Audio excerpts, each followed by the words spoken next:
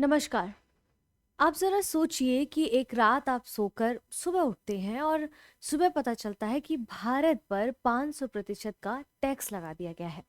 तो आपकी ज़िंदगी, आपकी नौकरी और भारत की विदेश नीति पर क्या असर पड़ेगा? आज हम बात करने वाले हैं ऐसे फैसले की, एक ऐसा फैसला जो ना सिर्फ अमेरिका और रूस का मामला है, बल्कि सीधे भारत की अर्थव्यवस्था, महंगाई और राजनीतिक स्वायत्तता से जुड़ा जुड़ा हुआ है। अमेरिका के राष्ट्रपति डोनाल्ड ट्रंप के बारे में आप अभी जो है चर्चा में सुन ही रहे हैं डोनाल्ड ट्रंप पर, कि इन्होंने किस प्रकार से वेनेजुला के राष्ट्रपति को उठाकर जो वैश्विक राजनीति में एक हड़कंप मचाया है। उन्होंने रूस पर प्रतिबंध विधेयक भी लाकर रख दिया है और भारत पर 500% की टैरिफ की धमकी भी दी है। लेकिन असली सवाल हमारे सामने ये आता है कि क्या ये अंतर्राष्ट्रीय नियमों के खिलाफ है, या फिर क्या भारत इसमें झुकेगा झुकेगा या फिर संतुलन बनाए रखेगा। इन्होंने ये जो विधेयक पारित किया है सैंक्शन को लेकर, 500% जो टैरिफ है। और बात करेंगे कि यूपीएससी के लिहाज से ये जो मुद्दा है वो किस नज़रिए से देखा जा सकता है। तो आज के इस लेक्चर में हम अभी शुरुआत से लेकर अंत तक आपको सिर्फ खबर नहीं देंगे, बल्कि उसका पूरा विश्लेषण करेंगे और परीक्षा उपयोगी दृष्टिकोण से इस पूरे टॉपिक को समझने का प्रयास करेंगे यहाँ पर। और यूएस का जो 500% की टैरिफ की जो धमकी है वो पूरे विश्व में किस प्रकार से एक भूचाल लाकर खड़ा कर देती है। एक स्टेटमेंट पूरे विश्व में उसकी आर्थिक, सामाजिक, राजनीतिक स्थिति को एकदम काया पलट कर देती है। उस चीज़ को हम यहाँ पर समझते हैं। आइए आगे बढ़ते हैं।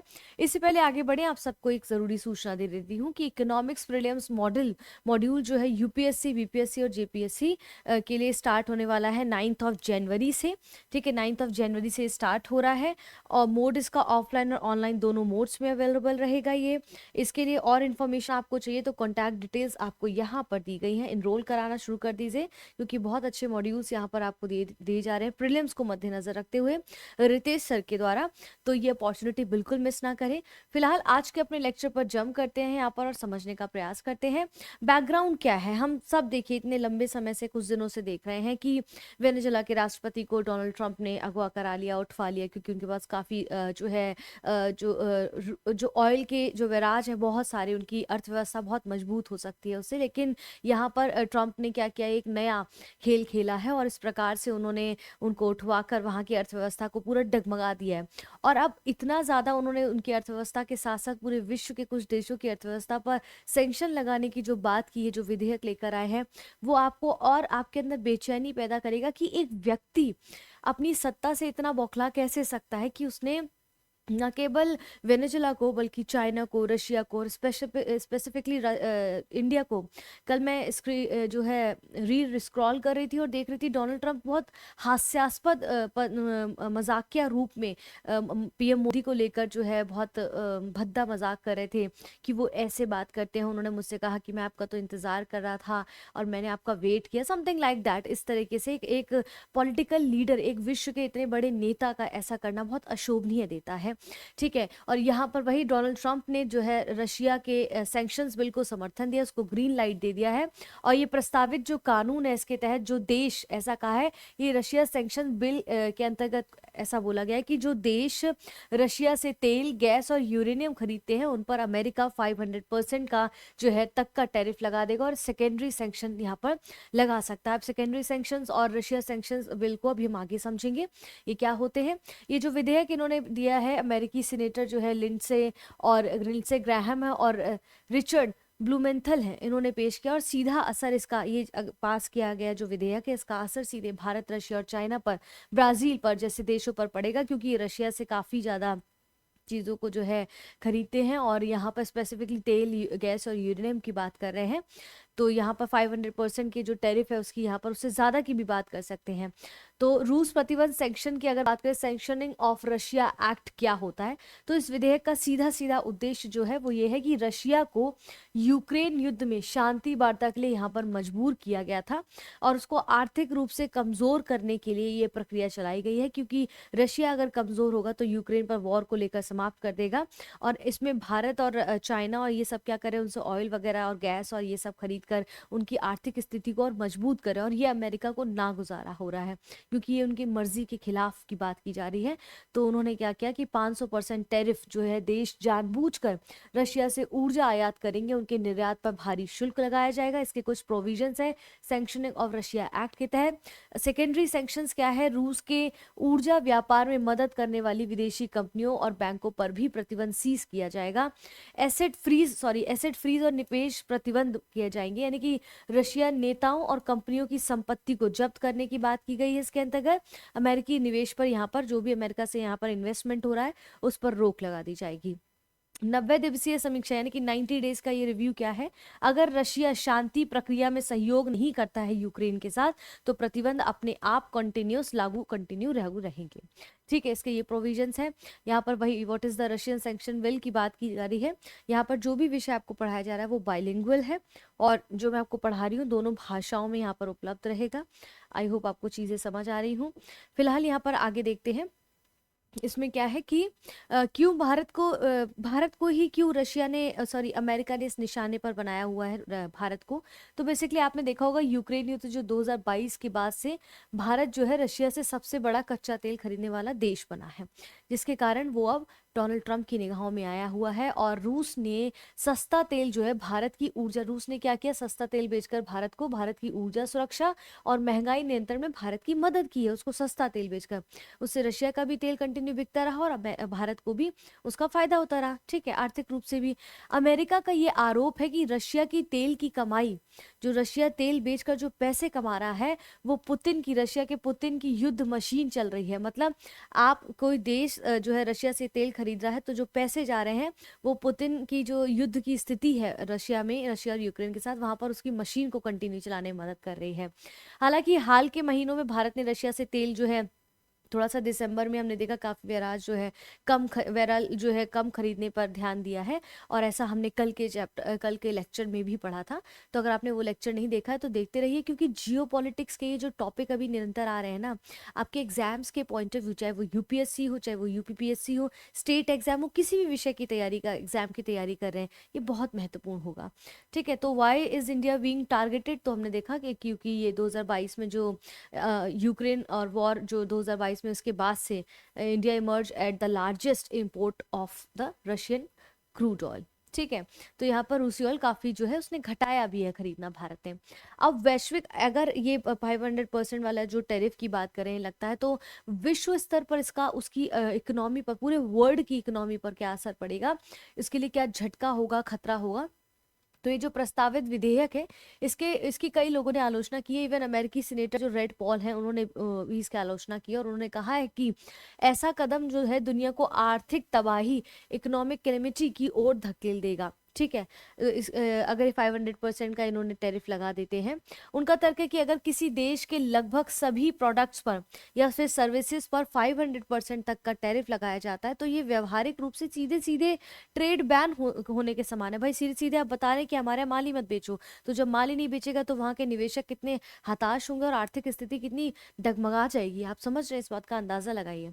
खास करके किन देशों को कहा गया है, चाइना, भारत और ब्राजील जैसे बड़ी और परस्पर जुड़ी अर्थव्यवस्थाओं के लिए एक ऐसा कदम उठाया है जो एक दूसरे पे डिपेंडेंट इकोनॉमी है। ठीक है, उनकी अर्थव्यवस्था एक दूसरे देशों पे डिपेंडेंसी से चलती है, उनसे खरीद फरोख्त से चलती है, आयात निर्यात से चलती है। उन्हीं देशों पर ऐसा करने का इन्होंने प्रयास किया है, स्पेसिफिकली रशिया के कॉन्टेक्स्ट में। ठीक है, यहाँ पर such a step could have severe and far reaching consequences हो सकते हैं। वो कॉन्सिक्वेंसेज क्या होंगे इसको यहाँ पर थोड़ा सा देख लेते हैं। जैसे वैश्विक सप्लाई चेन तोड़ सकता है ये, अगर इस तरह की स्थिति होती है तो कुछ देश बीच से, आप सोचिए एक चेन है उसके बीच की कड़ियों को अगर हटा दे तो बाकी की चेन भी डिस्टर्ब होंगी ना।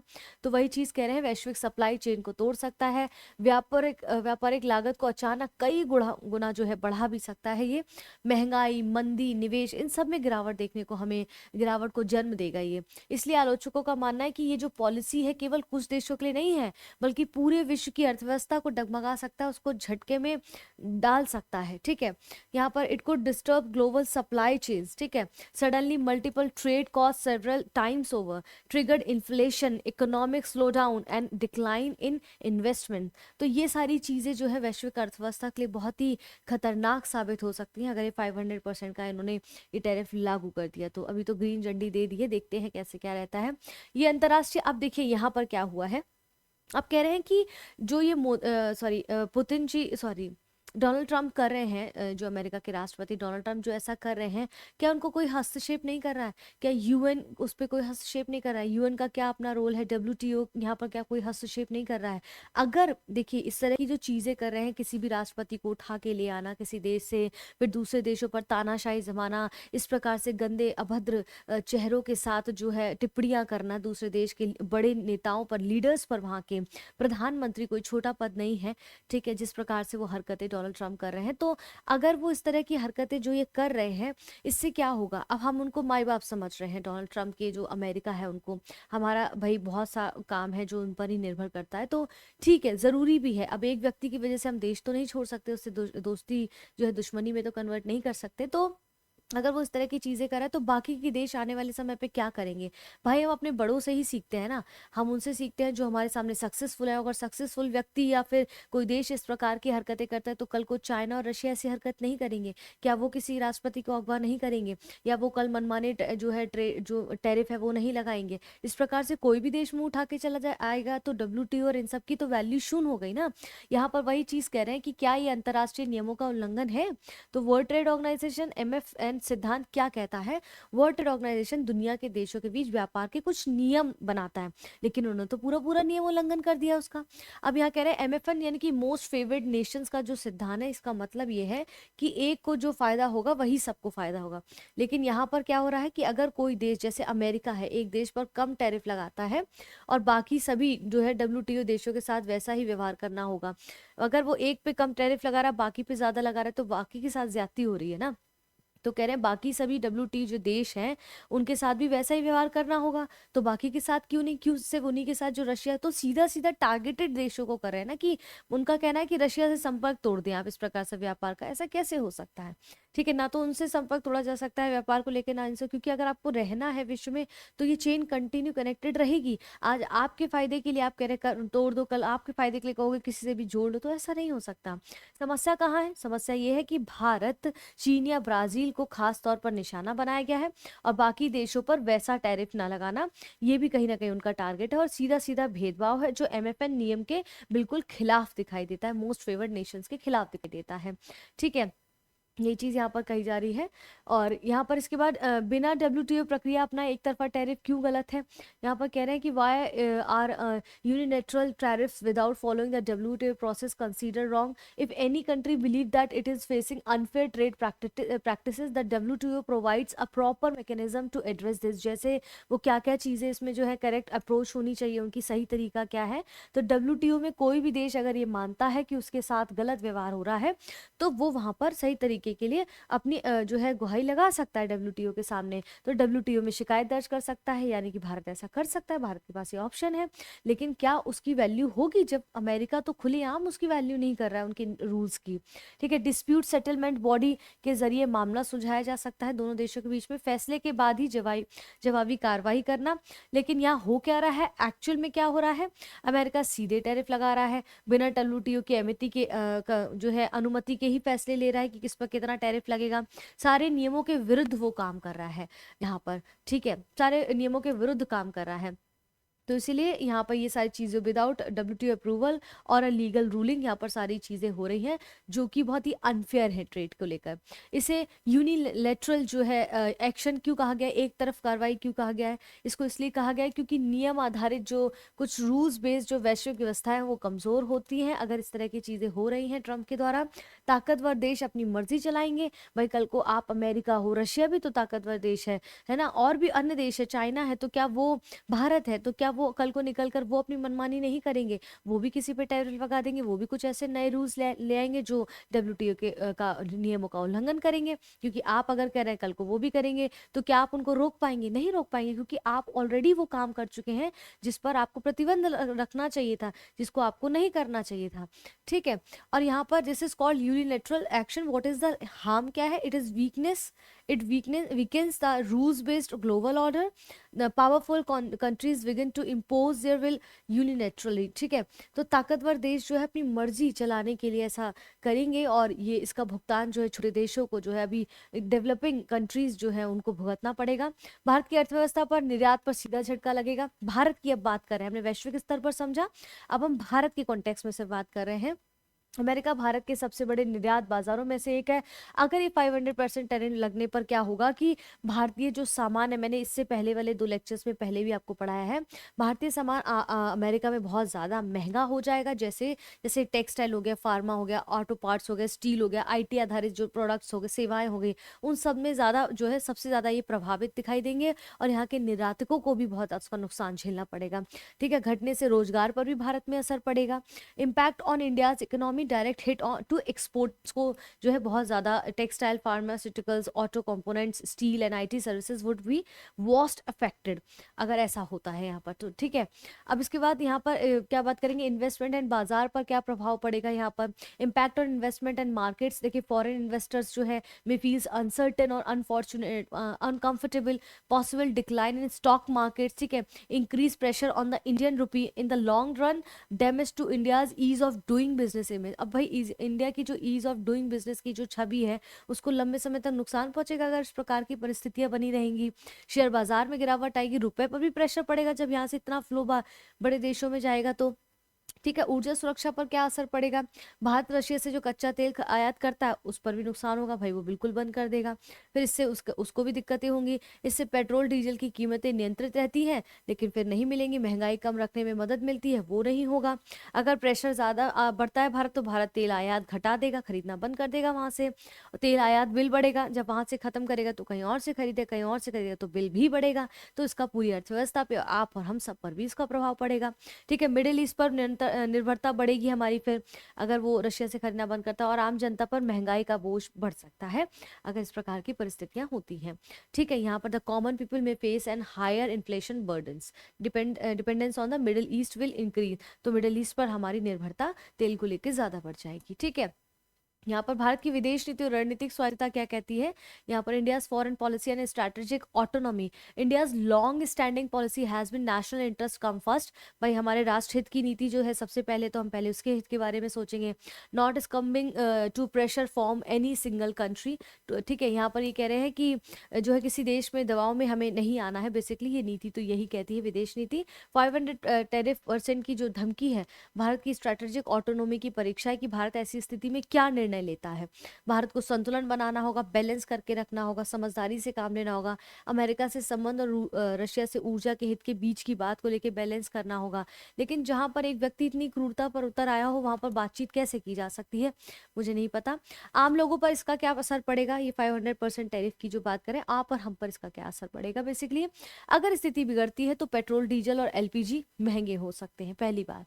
निर्यात आधारित उद्योगों में नौकरी का संकट हमें दिखाई दे सकता है, महंगाई और आर्थिक अनिश्चितता बढ़ सकती है, तो ये सारे job losses, petrol, diesel and LPG prices में राइज, इन्फ्लेशन, इकोनॉमिक अनसर्टेनिटी में इंक्रीज, ये सारी चीजें हम सबको फेस करनी पड़ सकती हैं। ठीक है, अब हमने इस सारे टॉपिक को समझा, हमारे यूपीएससी के रिगार्डिंगली ये टॉपिक किस प्रकार से महत्व रखता है, जुड़ा कैसे है। तो जीएस पेपर 2 जो आपके इंटरनेशनल रिलेशंस की बात करता है, भारत और अमेरिकी संबंध कैसे रहे पुराने समय से अब तक, उसके बारे में यहाँ पर जब आप लिखें तो ऐसे टॉपिक को ऐड ऑन करें। रूस यूक्रेन युद्ध का वैश्विक प्रभाव, देखिए रूस और यूक्रेन अगर ये लोग शांति स्थापित कर ले, मेरा मानना है यहाँ पर भी अगर थोड़ा सा काम कर लिया जाए रूस यूक्रेन के बीच में, तो भी बहुत सी चीजें बहाल हो सकती हैं। तो शायद अमेरिका इतना टॉर्चर ये 500% वाला टैरिफ की नहीं करेगा भारत को, अगर यहाँ पर यही शांति स्थापित कर लेते हैं। ठीक है, सबके संभालने से ही पूरा अर्थव्यवस्था संभलेगी, क्योंकि जो हालात दोस्तों दिखाई दे रहे हैं वो थर्ड वर्ल्ड वॉर से कम नहीं है आने वाले समय पर। जिस प्रकार इसको शांति, इसको सिर्फ नए शीत युद्ध का दौर नहीं कह सकते, क्योंकि ये चीजें जो है सिर्फ मानसिक रूप से नहीं है, अब पटल पर आ रही हैं सामने उफन कर। ठीक है, स्ट्रेटेजिक ऑटोनॉमी और विदेश नीति में यहाँ संतुलन भारत को बनाने की बात की रहे हैं, ये टॉपिक हमारा इसलिए यूपीएससी से जुड़ा है।